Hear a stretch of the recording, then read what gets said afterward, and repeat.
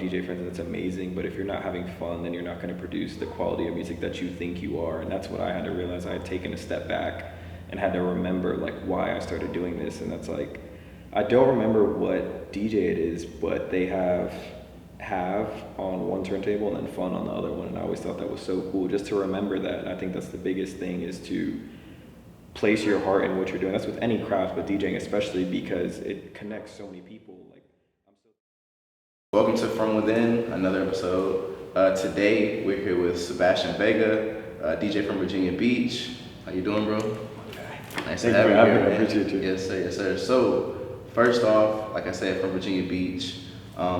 Growing up in this area, what was one of the first, or the biggest influences that you had on music? Obviously, I guess, everybody can point to Pharrell and Missy Elliott and those other people, but, was there somebody different that really piqued your interest in music? Yeah, definitely. I would say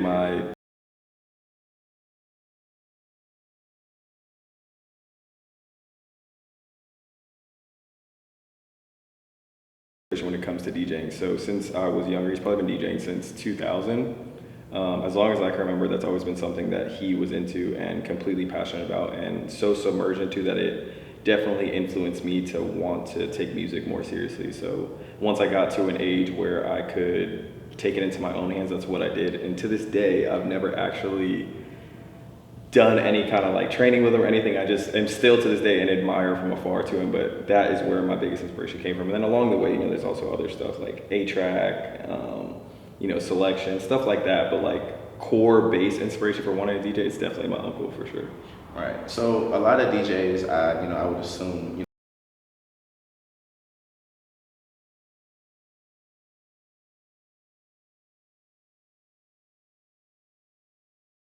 to get these events booked. What were some of the bigger obstacles that you had to overcome? I think the biggest thing is you start out with any kind of craft with natural jitters or nervousness or anything like that. So that's the first and foremost thing to overcome, like crowd control, how you feel amongst a crowd.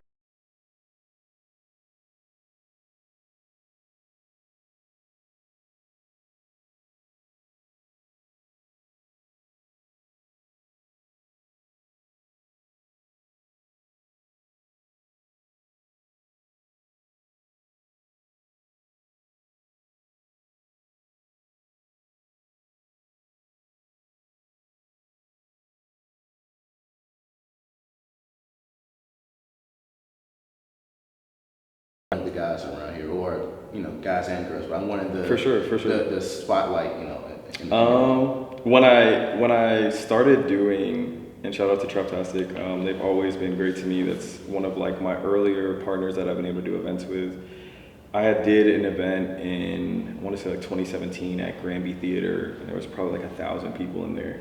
And I was on that stage by myself. That was one of like the pivotal moments. Like, all right, I think I'm kind of doing something right. More so than just the homies being like, yo, you killed it this night or whatever. That was a lot of recognition that I genuinely really appreciated. So stuff like that along the way has definitely helped me boost up that mentality of like, all right, I think I'm solidified. And even still, I try not to place myself on a pedestal. You always want to remain humble in the aspect of like, yo, I still have a lot of room to grow. Even now, I'm like, there's still so much stuff I want to learn to get to that point of being that guy, but we're getting there. We're getting there for sure. So who are a few DJs in this area that you can, look to as, for mentorship, as you were coming up, trying to, like you said, get your name out there? Who are some of the guys that, helped you, build confidence in yourself and also, showed you the ropes? First and foremost, Azumi. Shout out Fake Azumi for sure. My dog, my brother.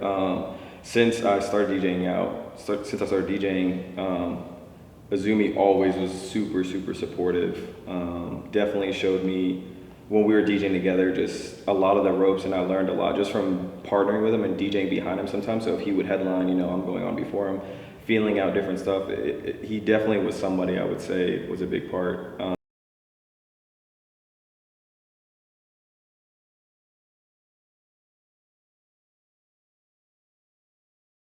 Show. I remember going to see that, and Gabe was DJing a bunch of really cool house edits and stuff, and it's 2013. I started DJing in 2016, so 2013, being able to be like, yo, this dude is playing those deep cut house sounds that I play, and like I hear in my headphones, but I didn't know people play that out loud. That was definitely something that helped me kind of want to push that barrier of like, all right, I think I can get into this eventually. So definitely people like that. I'm trying to think of somebody else. There's so many of my homies are talented DJs, man. But I'll say my uncle Disco Dave, Azumi, and then Gabe definitely for sure.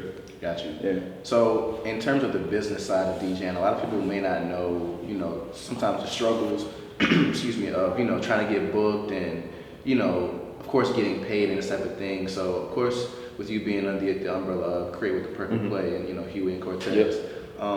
how have they, helped, with your, just streamlining everything? What is that process and that relationship like? So shout out to them first and foremost. Those are my guys. shout out to Create with the Perfect Play. They have been a tremendous help. I definitely think, along the way, with growth in any kind of artistry, you need some kind of direction, whether it's on your own or from other people. And when you have a natural, kind of relationship like that, it does help out a lot. Jay had started managing me, I want to say, in 2018, I want to say. And he's been a pivotal help, whether it's personal growth, mental growth, career growth. A lot of those factors have definitely been a key part in my growth as a DJ. I think that the booking aspect, it definitely helps out a lot in some ways, in the fact of, I can't speak on how other people go about, reaching out to people, but it looks a lot better to me personally. It feels a lot better when you have somebody reaching out on your behalf, i.e., hey, I'm representing Vega, we would like to have him here, versus like, hey, what's up, I'm a DJ from like the area, can you book me? You know what I mean? Like, I definitely think that plays a key part in that. Just overall, I think management is a pivotal part to the growth as like an artist for sure. Got you. Yeah, a lot of people take that aspect for granted. Definitely. And you see the difference between how people can elevate in the community and they make a name for themselves. They kind of like get a name, they kind of fall flat. So shout out to our whole roster, the whole Create with the Perfect Play team.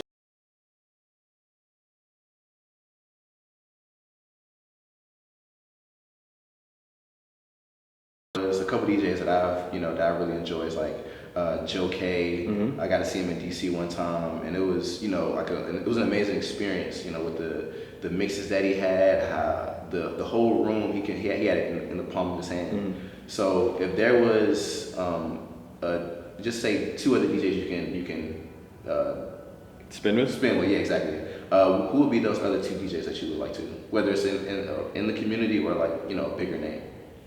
So my tag team partner always, again, shout out to him, Azumi, that's my favorite person to spin with. And I want to say somebody like A-Track, man, or like Fred again, or somebody like that. Like, I definitely have been into that like different kind of sound. A-Track, because he is so multifaceted. He won the Goldie Awards, or he started the Goldie Awards, and he's won DMC championships and all of that since he was like a kid. So I definitely think somebody like that, mixing like the new with the old, is like really cool. Finding a nice balance like that, I would say something like that. So I'd say like A-Track. Joe K is cool, but like Fred again, and then you got to keep a home base homie, so Azumi for sure. For sure.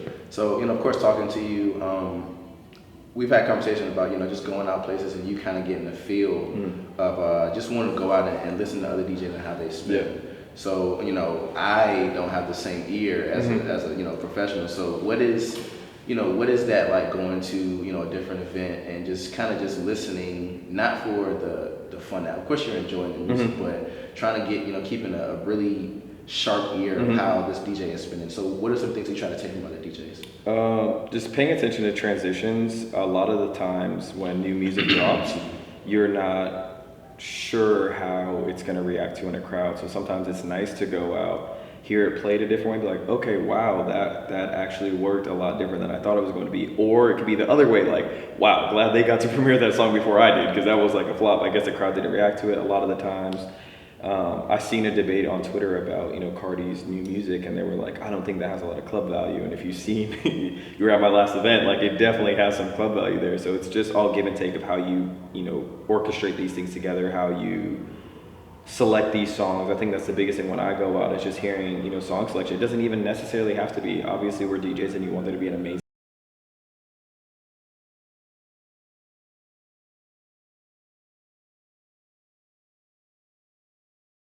everybody's going to be able to go about something in a technical aspect. Not everybody's going to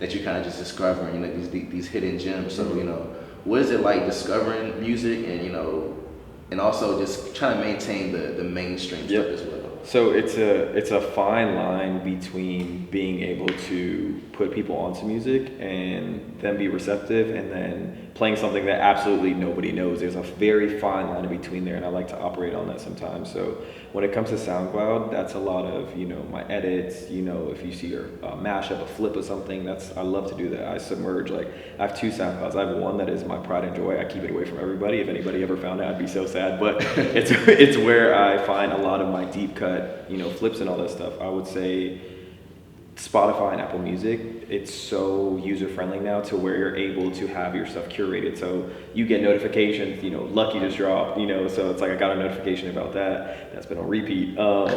But just in general, I think that aspect of finding the music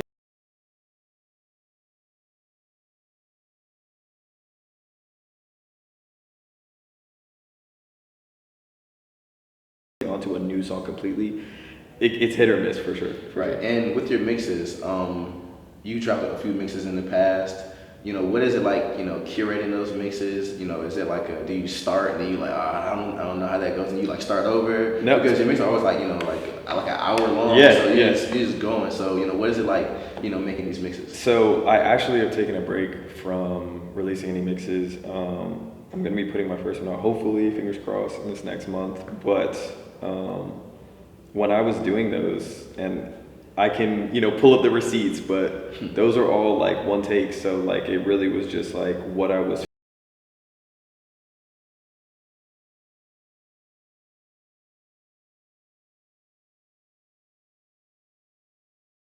get back. I'd always get to car test. I run it through the car, send it to a homie, and then like, yo, this is like, I'm rocking with this. And then that's just how it came about. But I started to want to change that in an aspect of like actually wanting to curate something. So that's my new approach now of like selecting the songs together. Like before, it's like I'm just scrolling, like just feeling a vibe out, like it's a natural set. But I definitely think that curation aspect now plays a way different part than just like free doing it. You know what I mean? Yeah. So when you're ever listening to music, because I know I do this sometimes when it's like you just listen to a song, you'll be like, wait a second, this song would go great with this song, and then you kind of just like, do you like take notes up on that type of thing? So recently I have, so like shout out to the notes feature on Apple. You know, like I'll hear something sometimes the radio will come on, you know, 103 jams or whatever, and I'll hear, you know, a DJ playing something. I'm like, yo, I forgot about that. I'm like, okay, cool, and then I'll just hear the song in my head, and I'll be like, you know, I'll hear a chorus of another song. That's just how my mind works. So I'll be like, okay, I think that'll go good. I'll go home. Shout out Cam. I actually released these edits not too long ago, and I had sent him a flip, and he was like, yo, I heard it the other way. And I was like, okay, cool. And I ended up, you know, changing it up. So it definitely is like give and take with how that works for sure. Right. So in terms of fashion, we know you're extremely big on fashion. We see you on, was it Fifth of the Streets? Yeah, Fifth of the Streets. So, well, growing up, what were some of your favorite brands coming up as a kid or, you know, teenager? Always Polo, man. Like my mom's always kept me in that Polo for sure. As a teenager though, Stussy was a big one that I was always into. I got my first Stussy shirt in probably like 2007 from Up Against the Wall. I remember I was so hyped. I went to school, it was in middle school, and I went and they were like, what's Stussy? And I was like, it's Stussy. And Commonwealth for sure, early Commonwealth days when they were on 21st Street. My uncles always had an amazing partnership with Commonwealth, so he always kept me laced with that. They would be like, Simon Wealth. And I'm like, yo, this is Commonwealth, man. And like now it's such a big thing, but you know, brands like that, you know, hone and image, both of those are still completely relevant now. So it's like stuff like that is definitely where I was at. You know, now what are some of your favorite artists, you know, as an adult? Clothing wise? Yeah. Really been heavy into like Wales Bonner. I think she's absolutely killing it right now. Fashion changes so much, you know, there's like, you have like your opium guys and like Balenciaga and like all black, you know what I mean? You have like your Rick Warriors, your Chrome Fiends, like, you know what I mean? There's so many different things, but like right now I've tried to create my lane of like what I like. So it's like, you know, I definitely love Rick. Chrome for sure is like always gonna be a big thing to me. That's just always been my forte, you know, for the past couple years. Stussy for sure. Like I said, Wales Bonner, and then just natural stuff that you feel like is an everyday piece. You know what I mean? I feel like fashion changes so much. You want to have a staple wardrobe that is interchangeable throughout the years. You know, I think people misconstrue that with their wardrobe. So fill it up with a bunch of like stuff that's hot now, and then like when that's not hot, what are you wearing? You know what I mean? Now you're wearing yesterday's clothes. It's like I like to like this. Like I got this from a vintage flea market. It's like a vintage van shirt, and I've probably worn this more than I've worn like any of my other pieces. So that's big to me now for sure. Yeah. So, you know, there's a few brands when I was a kid, you know, it was coming up like Tisa. Mm-hmm. I never could get my hands on any of their stuff. But, Don you know, C. yeah. Are there any brands that, you know, from the past that you like, man, I wish it's like that one piece where I feel like, you know, that world, but even the shoe, you know, because that's a lot of shoes that, you know, that stood out there. You know, is there like a piece that's just very elusive to you that you've been trying to get, but you just haven't, you know, found for a reasonable price? You know, no, the number one thing, 100% that comes to mind. I'm very big into like denim and just like, you know, not people like distress or something like cutting, like actual.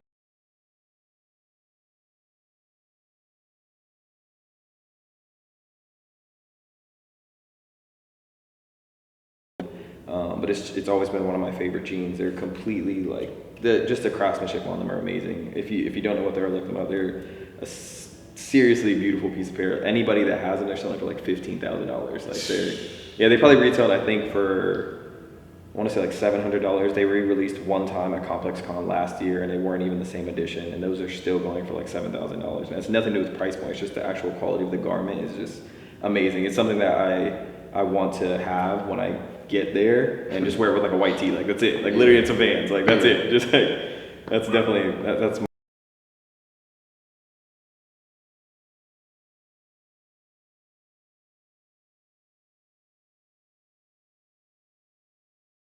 To them, you know, from a more tactical standpoint, and also just from a more, you know, well-rounded standpoint. What type of advice would you have for them? The biggest thing is to have fun. That is the most important thing. This isn't supposed to be a job. It's not. Even if it is, you know, I was able to do this and be booked every weekend, and you know, just like a lot of my other DJ friends, and it's amazing. But if you're not having fun, then you're not going to produce the quality of music that you think you are. And that's what I had to realize. I had taken a step back and had to remember like why I started doing this. And that's like, I don't remember what DJ it is, but they have on one turntable and then fun on the other one. And I always thought that was so cool just to remember that. And I think that's the biggest thing, is to place your heart in what you're doing. That's with any craft, but DJing especially, because it connects so many people. Like I'm so thankful to have so many friends that come out to these events, and you know, sometimes I'm like, is it a yes man aspect, or do they genuinely like what I'm doing? And when I look out in the crowd and I see them, I'm like, dang, they're actually having fun. That's what matters to me. So through anything, make sure you're having fun with that. Secondly, take your time with musical selection and find your own sound. Don't be influenced by what, you know, myself, Joe K, any of these people, you know, not to put us on the same pedestal, but it's like, find your sound and what works for you, and don't change that up. That's one of the things that I would compromise sometimes is, oh, I think they want to hear trap, so I'm gonna like play that. It's like, nah, man, like I came in here and prepared a house set. Like I'm sticking by my guns, you know what I mean? So it's like, stick to what you know, play with your heart, and have fun. That's just the biggest thing for sure. And also, being from the 757 area, we have such a rich history with, you know, of course, the big names like Missy Elliott, Pharrell, Family. The list goes on. The list goes on. But you know, what is your feeling of pride, like, you know, being from the 757? It's definitely something that you realize as you get older. You know, there's billions of people in the world, and you think, you know, on a deeper level, like, how did I get? Why was I born here? You know, I'm from Virginia. Seeing this at this magnitude now, I have so much pride in being from this state, from this area, from the 757. Like, it is something that I'm able to carry with me and be proud of. You know, some people, you know, not any shade of this, like, I'm from Wisconsin, I'm from Utah, you know what I mean? It's like, I've traveled to so many places and said I'm from Virginia, like, yo, that's crazy, you know what I mean? Like, this isn't an unknown place, this isn't an unknown area, and like, thankfully to the people around us and these people that are uplifting this area, they have made it a place that you can be proud from, for sure. I take a lot of pride in being able to rep this and being able to say I'm a DJ from the 757, you know, this is my area, this is where my home is from. I'm not a nomad that traveled here. Like, this is really what uplifted me. I remember meeting Pharrell, you know, so young, man, being like, it was just crazy. you know, my uncle being close with like Chad Hugo, being able to meet him when I was younger, a lot of this stuff, and being like, wow, we have such a rich area of natural talent that it's hard not to be prideful in like your area. You know what I mean? That's beautiful, man. Well, thank you again for No, showing up. thank you so much for having me. I appreciate it. Once again, Sebastian Vega, one of the most well-dressed, Hey, fashionable, you. and skilled DJs that we have in the 757. Thank you so much, man. So yeah, thank you, man. I Appreciate it. appreciate y'all having me.